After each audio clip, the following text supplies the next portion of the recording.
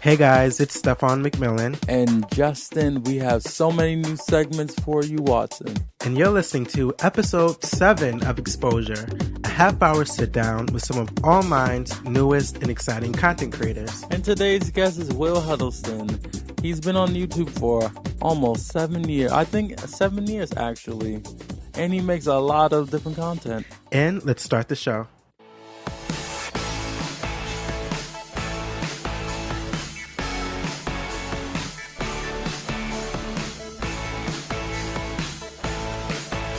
Hey guys, welcome back to another week of Exposure. We're so happy to still be doing this show, and we can't believe we're on episode 7 already. So thank you guys so much for listening and supporting us so far. We're so excited for our guest, Will Huddleston. I know Justin is a huge fan. He keeps raving about his Bathroom Buddies series, so I know he can't wait to finally get a chance to talk with him. And for tonight's episode, we'll be doing our Obsessions of the Week, the Word of the Week, and Storytime. Guys, grab your kids, grab your blankies, because it's time for Storytime. And today, my story is, I signed up for the YouTube boot camp. I've been interested in the YouTube space for a long time, and then they renovated it for a while, and then so it was shut down for a while, and now it's reopened. And they did this boot camp. Now they've been giving classes separately for a while, but I guess they decided, let's try this out. So I guess we're the first official class. Oh, cool. I know, right? And and I didn't know what to expect getting there, right? Because at first I thought it was in the Google building, because the Google building is huge. I've never been there. It's a full city block in Manhattan. So, if anybody's been to New York, you know that's pretty big. But it's actually across the street. It's not even in the building. So it's in the Chelsea market. It's pretty cool. So we get there, right? Or I get there. I don't know why I said we ain't nobody. I get there. And there's snacks on the table. Now, we can't go into the back. But still. There's snacks on the table. There's chairs. You sign in. They got the little tablets for you to log in. I guess for attendance, whatever. It's pretty cool. But what I really liked about the class is that I don't know. I've always searched, and did research on YouTube. You watch those videos, how the tips and whatever, the tips and tricks. And some YouTubers say, hey, yeah, this is how you get big, whatever. Yeah. It's always the same generic advice every single time. Oh, you just gotta be consistent, and you gotta set an upload schedule. Now, we did go over some of those things, but they did it in a way where it was more information. I actually got something from the class. It wasn't oh, yeah, this is everything I know already. So I've actually have some ideas. So check out my channel this week, because it's going to be on fleek. And one thing I will say about just something I learned and I want to pass on is that they said something, about doing series on your channel and making it consistent. If you have a good idea, roll with it. A lot of times we don't, I don't know, I've done that plenty of times. I'm like, this is a good idea, but I never do it. And if you can sign up for a YouTube space wherever you are, this YouTube space, LA, Berlin, there's a bunch of them. So if you can sign up for classes, do it. Wait, so is it free, or do anyone that signs up have to pay? Oh, it's free. I don't do pay. Okay. So you said basically they didn't just go over the basic YouTube handbook rules. They went more in depth. Well, the thing is, okay, at first, yeah, they were going through the, but you got to remember, you're in a room full of creators. And a lot of them, the lady next to me had 5,000 subscribers. I'm at 100 and something. And I don't know who, so there's a bunch of mixed people. And so what happens is, yeah, we start going over generic stuff at first.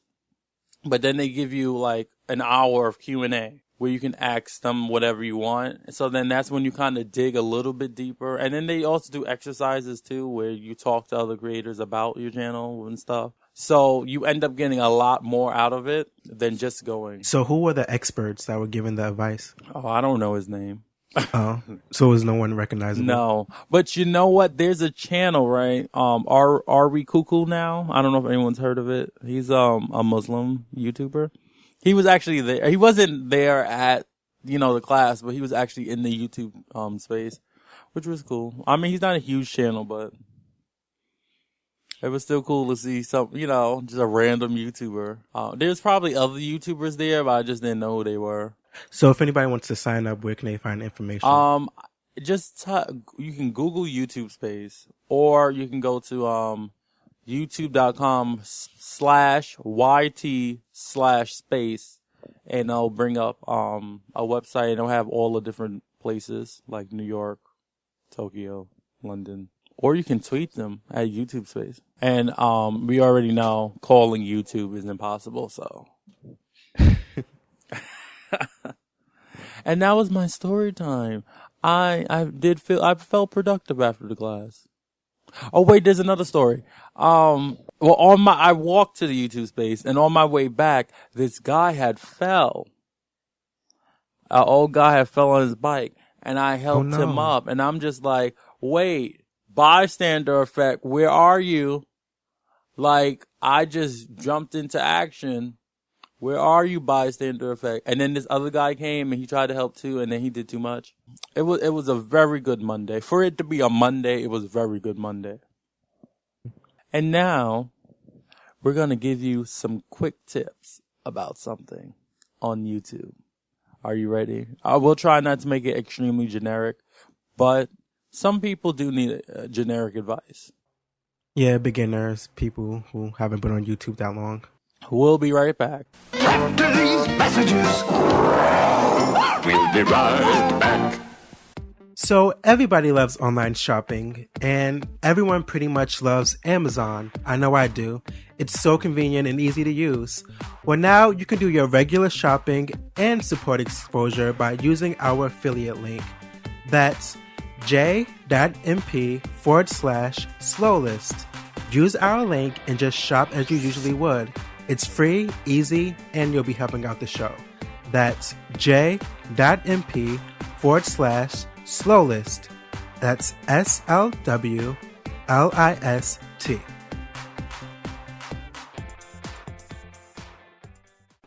Hi ho, folks. This is Turwinkle of the Adventures of Turwinkle, the Gnome Mage, at youtube.com/PalmerBomber1, and you're listening to Exposure.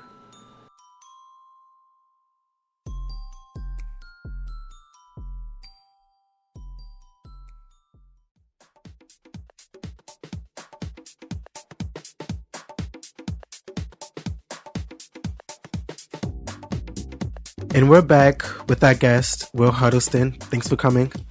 What's up? So, where did your passion for YouTube stem from? Like, what inspired you to get started initially?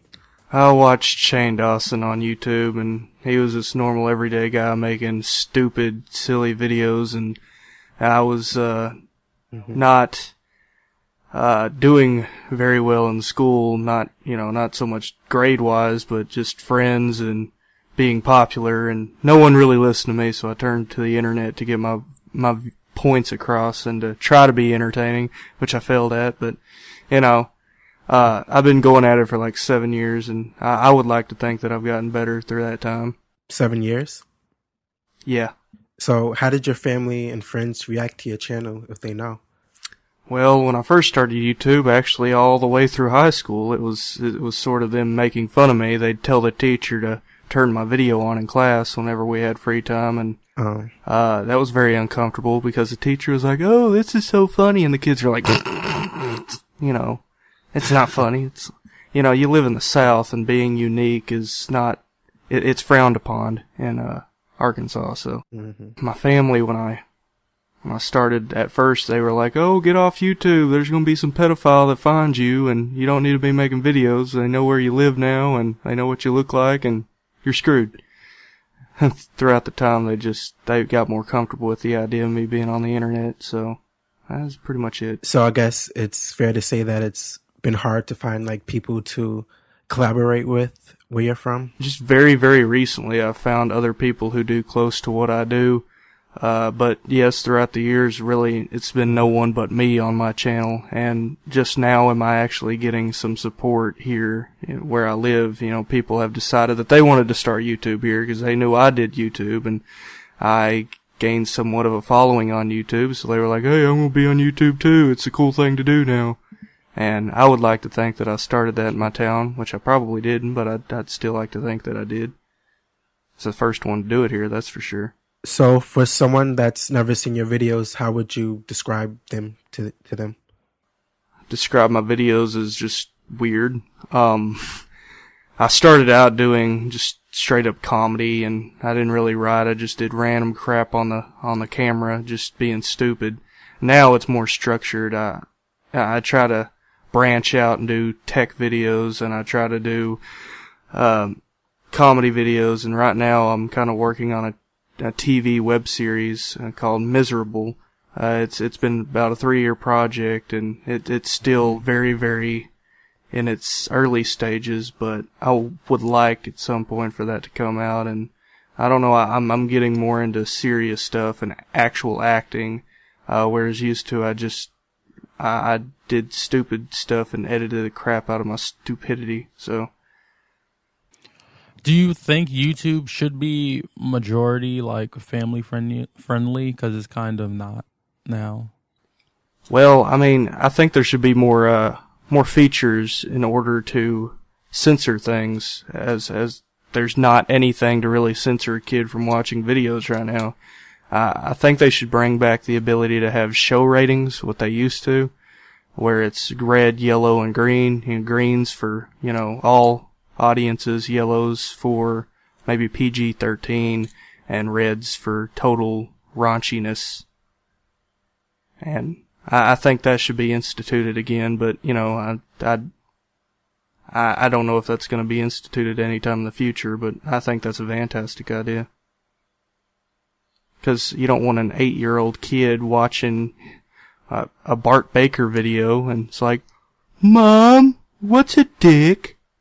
You don't need that. So, teaching kids really, really weird crap. So, you said you've been doing this for 7 years. What some advice would you give to someone that's, I guess, younger or just starting out on YouTube? Don't be like every other YouTuber you see. Don't act just like Shane Dawson. Don't act just like Sexy Phil or Shay Carl, or I'm reading off older YouTubers, I'm sure. Don't be like Ryan Abe or Nash Greer. Don't act like them. You need to be your own person on camera. You need to let your personality flow, be natural on camera, because people are going to see right through your personality, or they're going to see right through the personality you have on camera. If they don't see you're genuine, you're probably never going to get that audience. So, just be real. Well, we talked about negative comments. Have you gotten a positive comment that's inspired you to keep making videos? I've gotten the few. I've been told that I really like this video. You could do better, but I see a lot of potential in you. Or I see, this is absolutely amazing. Keep up the good work. I get general comments like that. And I don't really have the comment booked anymore. It's on one of the older channels that are no longer around. I've made a lot of dumb decisions, deleting old accounts and deleting old videos that I'll never get back. But there have been comments where, I kept somebody from suicide, and it's they said, I watched one of your videos, I related, and I feel better about myself, and stuff like that. So that's always nice. Pretty much indirectly save somebody's life. That's always a great feeling. I don't know if you mentioned this, but have you been on the same channel for 7 years, or have you switched around? I think I've changed channels like I've changed my underwear through the years. And that's the biggest mistake that I've made, because I mean, other channels that I could have been successful on, you know, I made it on CNN and Awesomeness TV on Nickelodeon. One episode at least, but that's still a pretty good accomplishment in my opinion. If I would have stayed connected to one channel, I feel like I would have had much more support than I have now. Like, some of my old viewers never knew about my new channel, and they never switched over, and I think I did a poor job at advertising that I'd switched over. Would you ever, like, move out to a bigger city to be able to pursue those dreams? I would love that if I was able to make enough money to survive in bigger cities. Right now, I definitely couldn't survive in bigger cities. I'd be one of the homeless people living in a dumpster taking old sweaters from grandma's. So I don't need to be doing that right now. But, you know, if the opportunity ever arose and I got good money, hell yeah. I don't know who wouldn't in the entertainment business. L.A., who wouldn't want to go to L.A. if they're in the media business? True. So, what are some things you do outside of YouTube? Some things I shouldn't really say publicly. Oh. I watch movies, watch Netflix, you know, eat chocolate alone in bed watching Netflix. I watch a lot of movies. I take mental notes on movies. I see a concept I might like in a movie or a TV show, and I put a mental note of it. And I try to get with other creators around the area to come up with ideas, and I'm trying right now to just get myself out there outside of YouTube. As far as what I do, I really don't do much outside of YouTube. YouTube is kind of my life. The internet's kind of my life, and, you know, until I can succeed in doing so, it's probably going to be my life for quite a while. Well, what are some of your favorite TV shows right now? Bates Motel, Walking Dead, a show called Justified on FX, Sons of Anarchy before it went off the air. I got another one that Under the Dome. I watch that during the summertime when there's not anything else on. I watch a lot of TV shows, and most of them are good. I would say Under the Dome's kind of iffy right now. It's too much drama and not enough action for me, but I don't know, Bates Motel and The Walking Dead are neck to neck as far as, you know, TV shows I look forward to. I also watch a lot of wrestling, Monday Night Raw. I love wrestling. That inner child in me is still in me, so I catch that every Monday night as well. Well, with the rise of YouTube and other online platforms, do you think TV may be obsolete soon? Absolutely. I think within the next 10 years, TV will be almost completely irrelevant, if not completely irrelevant. You can see right now Google Fiber is becoming bigger. You know, that's Google's internet service, which is supposed to be the most bestest thing in the world.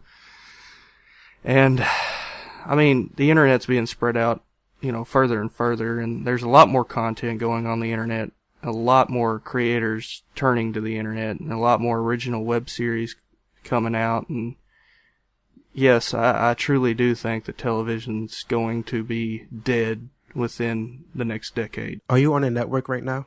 I am. I'm kind of on an independent network. It's new. My friend is in charge of it, so that's why I'm part of it. But yes, I am.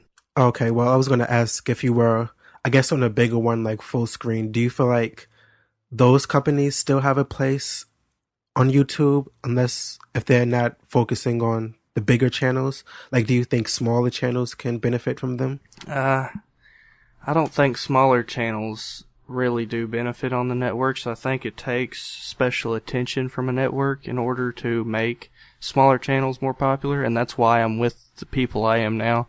I personally know the guy. I'm a smaller channel, and I absolutely know that he's going to help, you know, get me out there. And anyone new, since he's a new network, he's going to help any new person that becomes a part of the network out in advertising as well. he just recently partnered with Thunder Studios in Long Beach, California, and it's a pretty big production company. They done Justin Bieber music videos, and they do a lot of commercials and stuff. They have like the world's largest green screen room, and it's pretty legit. And I'm going to VidCon, and I hope to get to go there and experience the area. But I think smaller networks that aren't known like Full Screen and Makers are going to help you out more than the bigger networks are. The bigger networks are, I feel like, just like YouTube. You know, they just care about what's getting the money. Whereas the smaller networks, I think, are trying to make the money, and in doing so, trying to get the money, they're focusing on who's making the money. So, I mean, I think once you get to a certain popularity level, you start ignoring what made you get to that point. And there are very few people out there and very few networks out there that don't change. And it takes a special kind of person to not change. Do you think that's the next step? Independent networks popping up? Like smaller YouTubers creating their own networks? It takes a lot of money and resources to make a network, so I don't see a lot of common day YouTubers unless they have money already making networks. I think you have to have a connection in order to really make a network. But, I mean, there's a lot of independent networks already out there. It's just they're not promoted like the bigger networks are. You just got to look for them. They're out there, and they'll probably do you a lot more justice than what the bigger YouTube networks are doing. Yeah, I know a few, like Ownage Network, which is SCM owns too. Yeah, he's small, not a smaller channel, maybe. Well, I don't. What do you call it? Mid-sized channel? I don't know if he has money, but but yeah, he started his it's for gaming and stuff. So, but I guess he would accept anybody. But yeah, I think it's cool. I would like to start a network one day. The smaller networks tend to pay you more too. Full Screen and Makers, as far as I know, still only pay you 70% commission. My network that I'm with is paying me, I think 80% because I asked for it. But I mean, the smaller networks are actually going to work with you a lot more in terms of giving you more percentage of revenue for your channel. So if you want to go for the smaller independent networks, such as Power Up TV, who's I'm with, they'll give you a lot more on commission than the bigger YouTube networks will. And I think I think it is wise to like start independent networks now, because what people don't realize is that with the decline of TV and cable subscription service and stuff, though that advertising money is still going to be there, so they're going to have to use the advertising money somewhere else, and they're just going to come wherever the people are. So there will be a lot more money soon, there'll be more money as TV declines. Well, it's like TV networks. You know, I've gotten like everybody and their brother's doing a TV station now, where used to when TV first came out, they only had maybe 2 or 3 channels. Now they have 300, 400. It's ridiculous. And I think that's kind of what's happening on the internet now. Everybody's trying to get in the game of networks and website or, media platforms, that we're going to have like 50 billion media platforms in the next decade, like Netflix, YouTube, and all them competing with each other like networks on TV are. It might become all about ratings. Who knows? I don't know what they're going to do to try to screw things up, but inevitably, I think that they will. Well, yeah, because it's like the social media site. Because there are a lot of video platforms, but I feel like, a lot of the top ones hold the monopoly for, like, Facebook. Where else are you going to go? Twitter, where else are you really going to go? Yeah, I mean, you want to tweet 140 characters about taking a crap? I mean, where else are you going to go to do that? Where else are you going to talk about, eating a sandwich other than Facebook? Hey, I just ate a Arby's sandwich. It was really good. There are tons of places you can type that sort of crap, but what places are going to be full of traffic, to see your stupid little statuses that no one really cares about. I don't know the infatuation with all that. I try to just post business sort of stuff on those sites. I don't really get too personal. And I just kind of laugh with people who are personal. They're like, if that bitch says one more thing to me, I'm gonna slap her. You know, I see crap like that all the time. I'm like, see, this is what causes problems. You open your mouth and say something like that, it makes the problem even worse. You're stupid. I don't think you even need to own a Facebook. But I don't think they're used right at all, but I get what you're saying. Where else are you gonna talk about stupid crap that nobody really cares about online? You're not. And I think this will be our final question, and I love this question. So if you could get a YouTuber's login for 24 hours, you can do something mean, you can do something nice. It could be a famous YouTuber, small YouTuber, doesn't matter. Whose login do you want, and what are you going to do with it? Ooh, golly, that's a hard question. That is a good question, though. I'm gonna have to think about this one for a second. Who's the biggest YouTuber on YouTube right now? Is it still PewDiePie? PewDiePie. Just log into PewDiePie's account and put a bunch of dick videos on there. This is for the bro army. Here you go. You're welcome. I don't know. I'd get on the biggest YouTuber's channel and just post something like that and see what the big outcry is, over it. That'd be interesting. Well, that was it. Thank you so much for coming. Thank you. I really wish you would have had the pretty girl that's in your videos in this podcast. I would have probably macked on her a little bit, but you're welcome. It was a pleasure, though. Right, thank you so much for coming, Will. We'll be right back.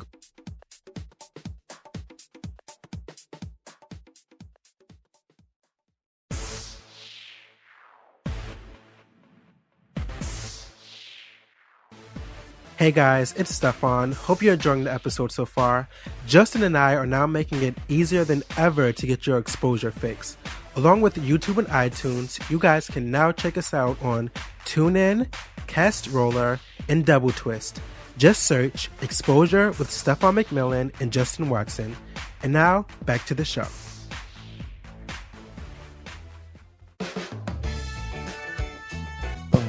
Well, that's it, guys. We reached the ending of our wonderful episode. Thank you so much for listening. If you want to get more content from us or just, connect with us on different ways, you can follow us on Twitter at Exposure Show. Like us on Facebook at Exposure Pod. That's Exposure POD. If you want more content, bloopers.